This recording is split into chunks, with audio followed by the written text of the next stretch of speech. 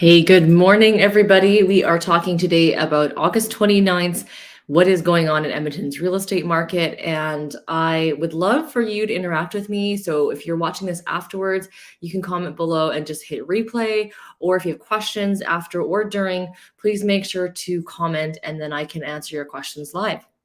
So today we're just going to jump in and take a look at the current active listings. So there are right now, it seems that we have a lot less listings in Edmonton than the week before. This doesn't seem correct. 2945 listings in Edmonton versus 3430 in Edmonton the week before.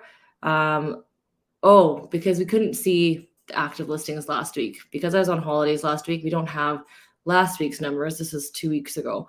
So this is maybe a bit more accurate. Listings are getting lower as we speak every single week. And we need more listings to offset the sales. And there's not a lot of sales right now. So it doesn't mean that we even have that many sales. It just means we're very low on inventory. We have been like that for probably a few years. And we're still seeing quite a shortage of homes in Edmonton. This is resale market. The new home market does have some more properties, but again, they don't have as many as they used to either. What that means for you if listings are lower, it means that as a buyer, it's less choices for you, which means that though a house has maybe been sitting for a while and now you have time to make a decision, it doesn't mean you're necessarily going to get it for a big discount. You're also, as a seller, not going to sell your home for extreme amount because usually when the inventory is low, you have more opportunity to get a higher price for your home because there's not as many houses on the market. But you have to have a demand. If there's only one buyer versus two or three, you're not going to have that same demand, even though there's not that many listings on the market right now. When you look at St. Albert, you can see that they have 196, Sherwood Park has 120, and Spruce has 163. So nothing too crazy there, no big changes. But if this doesn't change, it's going to make our market go more into a seller's market, especially if the buyer demand picks up a little bit. Because the buyer demand is lower, we're more in a balanced market. And so we don't get that kind of opportunity to gouge people. We also don't get the opportunity as sellers to get all the money in the world. We are what's called in a balanced market. As we move into the fall month, like it's September on Friday already this week, if you can believe it or not, September, October, November, December, notoriously always just continues to drop in terms of active sales, starts to decline. And even inventory starts to decline because people don't typically want to list their home when the S word falls in the end of October. And that's coming up here like right away. We could have that stuff in the next 2 months, which is kind of crazy. Now, if you take a look at pending sales in the last week, keep in mind, I wasn't here last week doing our market stats because I was on holidays. We saw 185 pending sales last week versus 186 this week before. So, sorry, 185 2 weeks ago, 186 the week before. So just one sale different. In St. Albert, you have almost the same as well, 12 versus 11, Sherwood Park, 15 to 12, Spruce Grove, 15 to 14. So what that means is pending sales in Edmonton and surrounding areas in the last few weeks has been consistent. It's been similar. There's a lot of people on vacation right now. A lot of people are trying to come back.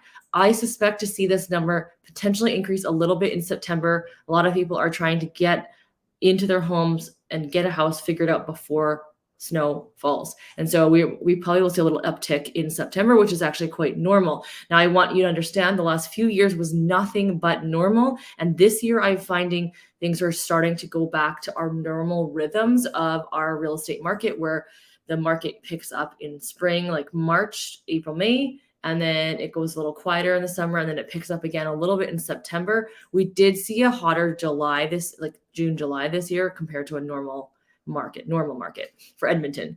So sold in the last 7 days, we had seen 191 sales in Edmonton versus the week before at 284. So see that little uptick there in sales. This is what I said. There's summer, we had a little bit of an uptick.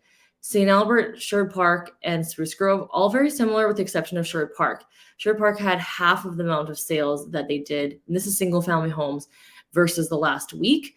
And then if you take a look at compared to last year, we're very much on par, 191 versus 196.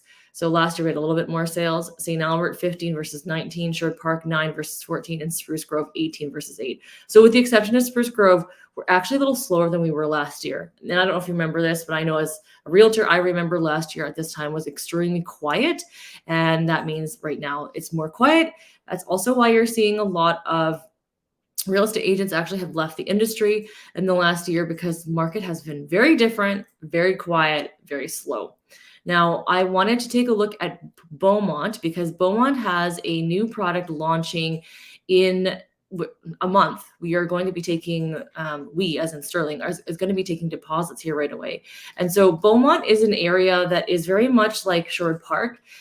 They are not as, there's not as much inventory. So right now, currently, there is 110 active listings, and there are 16 pending listings as well currently. So if you take a look at that compared to Sherwood Park area, it's very similar.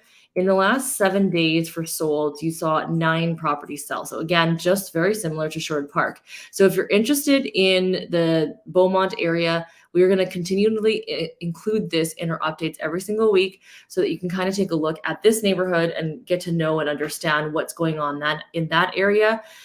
The resale market is very different than new home sales. Now, new home sales are included in these stats if they're listed on MLS. If they're not listed on MLS, they are on their own platform. And so you don't see everything. I'm starting to see builders move away from listing as many properties on the MLS system. And so if you're curious on property value, make sure you send me a message. I'm happy to help you with that. But when you're buying a house, make sure to look at what's been selling for not just the last 60, 90 days, but look at the last 30 days and see how quickly things are moving in each neighborhood. Each neighborhood is very different in how quickly it moves. We talked about just the cities, but take a more narrow look at the neighborhoods. So we'll be back next week. See you guys later.